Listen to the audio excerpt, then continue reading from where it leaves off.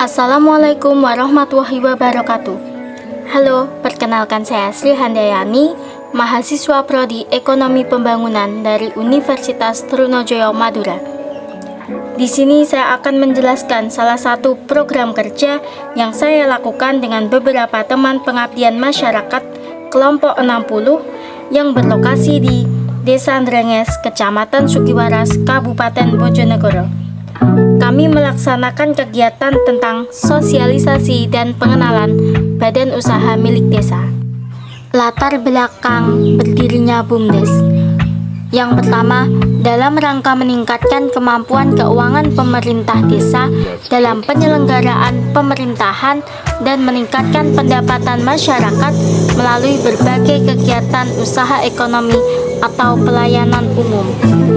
Kedua, badan usaha milik desa diharapkan mampu menstimulasi dan menggerakkan roda perekonomian di perdesaan melalui penyatuan pengelolaan kelembagaan ekonomi yang ada.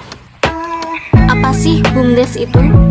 Menurut Undang-Undang Nomor 6 Tahun 2014 Pasal 1 Ayat 6, badan usaha milik desa atau disebut BUMDesa adalah badan usaha yang seluruh atau sebagian besar modalnya dimiliki oleh desa melalui penyertaan secara langsung yang berasal dari kekayaan desa yang dipisahkan guna mengelola aset, jasa pelayanan, dan usaha lainnya untuk sebesar-besarnya kesejahteraan masyarakat desa.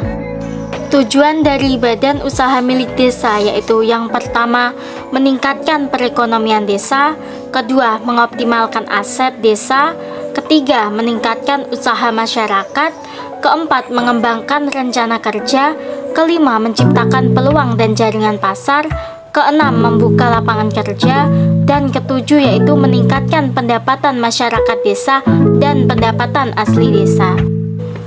Dasar hukum badan usaha milik desa menurut Undang-Undang Nomor 6 Tahun 2014 tentang desa Pasal 87. Yang pertama, desa dapat mendirikan badan usaha milik desa yang disebut BUMDes.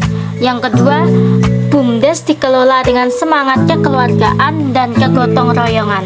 Ketiga, BUMDes dapat menjalankan usaha di bidang ekonomi dan atau pelayanan umum sesuai dengan ketentuan peraturan perundang-undangan.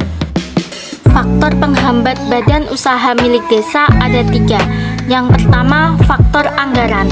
Keberadaan badan usaha milik desa dalam melaksanakan program dan usaha tidak bisa lepas dari anggaran yang dimiliki. Sebagai lembaga usaha, keberadaan modal salah satu nadi untuk hidup dan berkembang.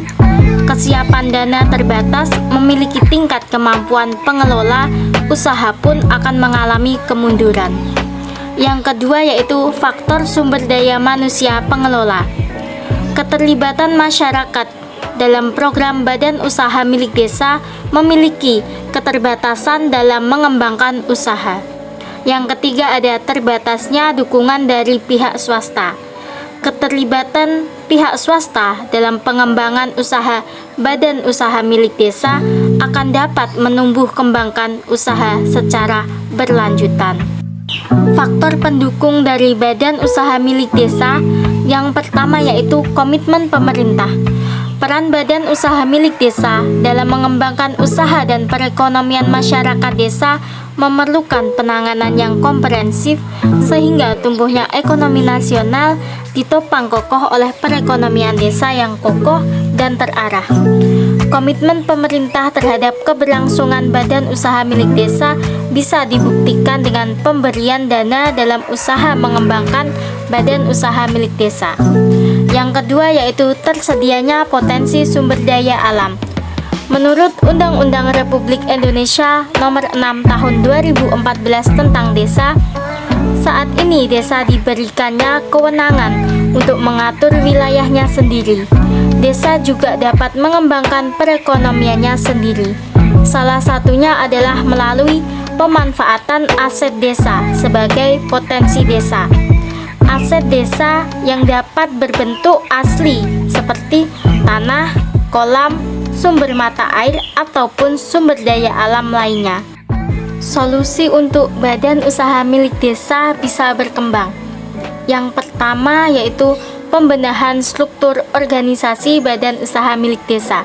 Badan usaha milik desa harus memiliki struktur yang jelas, termasuk di dalamnya pembagian wewenang dan tugas pengurus. Jangan sampai ada tumpang tindih antara pengurus yang satu dengan yang lain.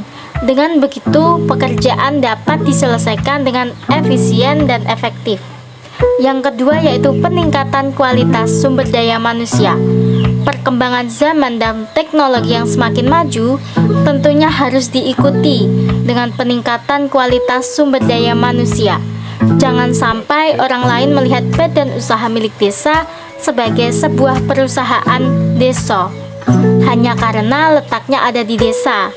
Peningkatan kualitas sumber daya manusia ini bisa dilakukan dengan mengadakan pelatihan maupun bimbingan teknis yang diadakan oleh pemerintah maupun swasta. Yang ketiga yaitu perbaikan sistem dalam organisasi badan usaha milik desa. Sistem yang dimaksud di sini yaitu bagaimana cara agar pengurus badan usaha milik desa melakukan tugasnya dengan baik. Dalam sistem ini setidaknya ada 3 poin yang dilakukan oleh pengurus, khususnya oleh pemimpin, yaitu meeting, monitoring, dan controlling. Meeting dilakukan untuk mengetahui kemajuan program kerja badan usaha milik desa, menentukan target, menganalisis masalah dan kendala yang sedang dihadapi, dan hal-hal lain yang perlu dibicarakan yang mempengaruhi kinerja badan usaha milik desa. Monitoring dilakukan untuk mengawasi kinerja badan usaha milik desa, sehingga dalam pelaksanaannya pengurus, khususnya ketua atau direktur, dapat melihat bagaimana kondisi di lapangan. Sedangkan controlling dilakukan dengan mengontrol pekerjaan para pengurus agar sesuai dengan tugasnya, sehingga pekerjaan dapat dilakukan dengan optimal.